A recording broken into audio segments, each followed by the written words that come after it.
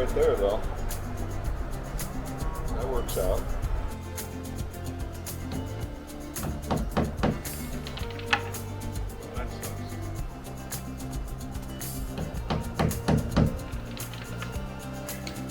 Not doing good here.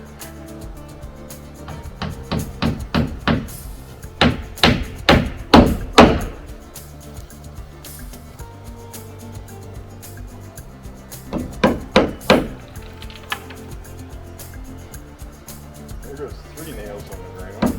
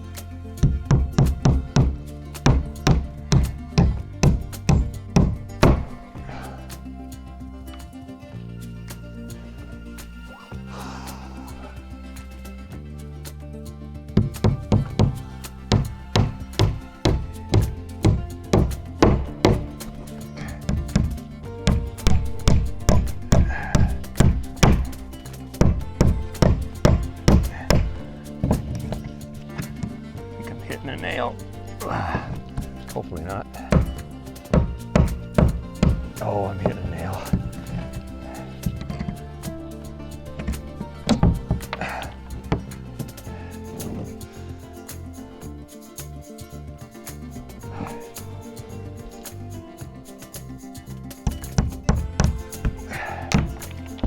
Damn.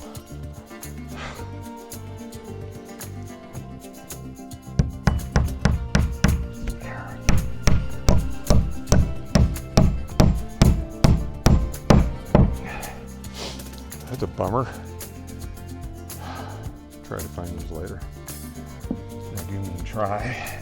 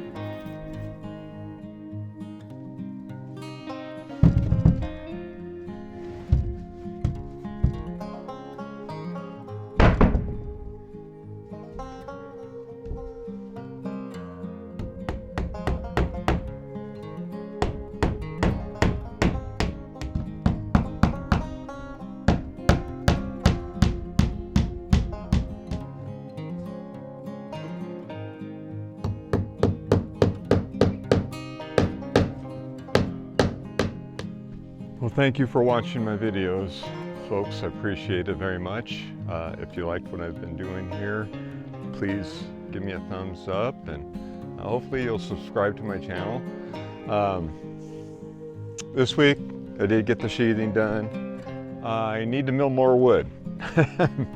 I'm out of wood again. I have plenty of trees cut down for milling. It's just I've been milling the dead trees that were previously standing dead trees. Now the stuff I have is stuff I cut last year.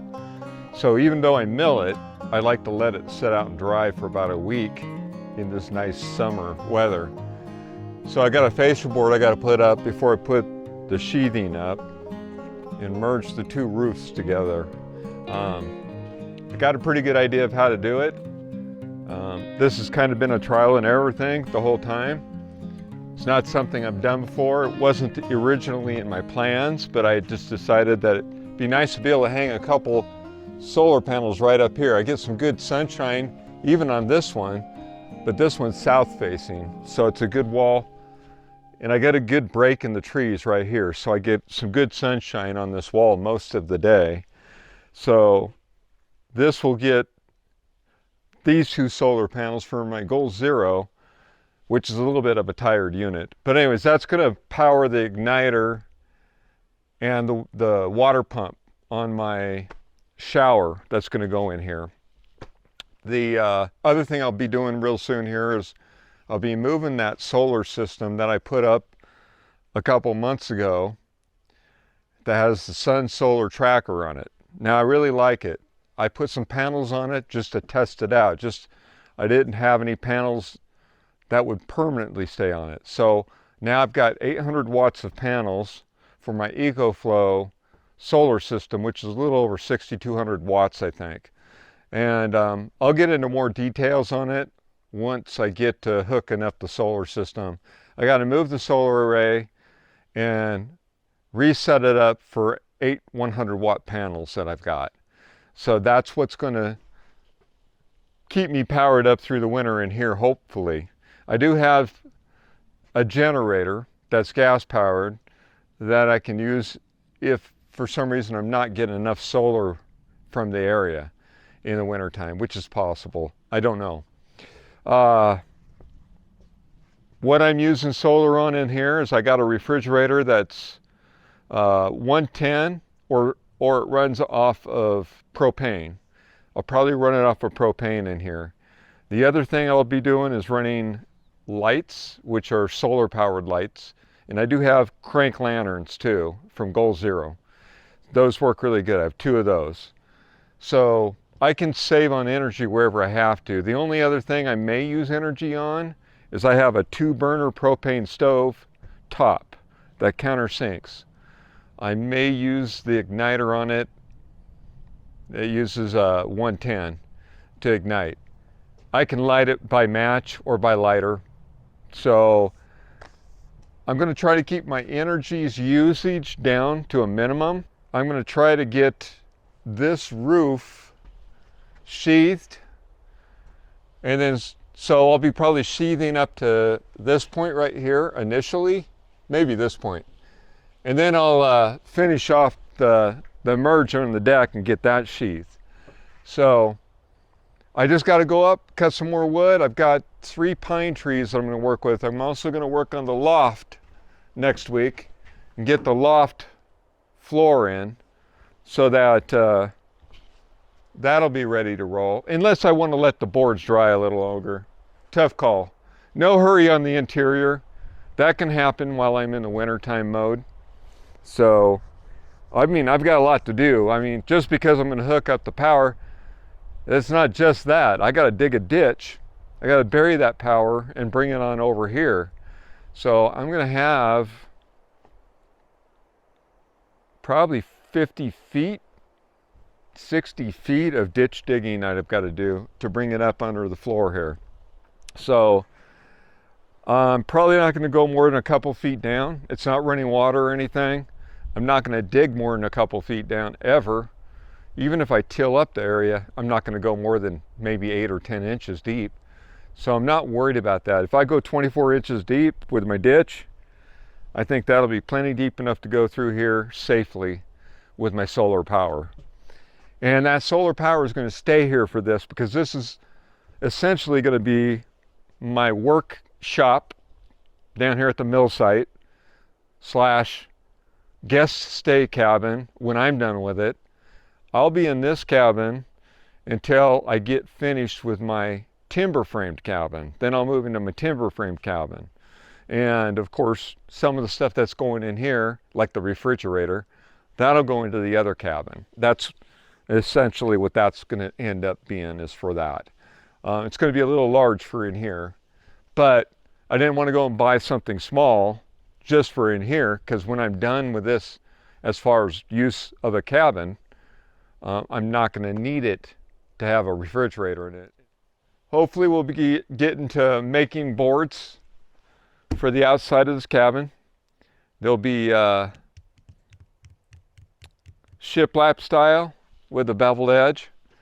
I'll be making those. I'll probably be making those. I'd like to make the outside out of fir. I'd like to do the walls and the inside out of pine, and they'll be shiplap, but they won't be beveled edge. They'll be just like 8-inch boards in there. I'm going to be doing the beveled ones here. They'll be 10-inch boards. They'll overlap and leave like 5 inches or 6 inches is what I plan to leave as what you see for each layer. So it'll just depend. I think we're 8 foot 3 inches at the top here. I'll just make it so it all balances out. I'm going to put some trim. I've got some paint, forest green, that'll go on wood and it will go on plastic or metal. I'm going to try and mask these off and paint these, and then the trim around them will match. It'll be the forest green is what I think I'll do. That could change. Same thing with the trim on here and the trim up and down. I might go with forest green, but all the wood's going to get stained with the translucent stain I already have. So we'll play it by ear. I got 3 gallons of the translucent stain, and once I'm done here, on the interior I might just, because it's going to be pine, just to keep it feel roomier and more openly, I'll probably just clear it. Just do a satin finish on it, because that way it keeps it that light pine color. So I'll show you some pine here. I got some Loft pine already made up. All right, so you can see that what I've got here is some pine. You can see it's a really light finish to it. There's just a few knots. It's not too knotty, really. Beautiful wood. Very light in color. I think with a light satin varnish, that'll really look nice inside. So starting with the loft floor and working my way up to the walls. This stuff needs to dry. I just cut it a little bit ago, so it's really nice wood, like I said. These are about 9 inches wide, so I went ahead and I got 4 of them that I will use on the loft. These are longer than I need, so now I'm going to go up and clip off some pieces off some of the trees that I fell last year, and I'll go and do a measurement to determine what the length needs to be, so I'm not overcutting what I need. The reason this one was long is I had to make some boards too, and I was going to make boards out of this too. So I still need to do that too. For the part where it merges with the roof, this is the ridge beam part. This will be cut down to a 7-inch wide board by maybe 24 inches max. So the rest of that can be used for the loft. So I can change it from a 2-inch board to a 1.5 with the mill, so that's not a big deal. So what I'll start off with is figuring out what I need for my ridge. Take care of that first, because it's going to be, like I said, it's going to be just a minor part of this. And then what's left should be plenty long enough, because I don't think I need more than maybe a 6'2" for my loft area.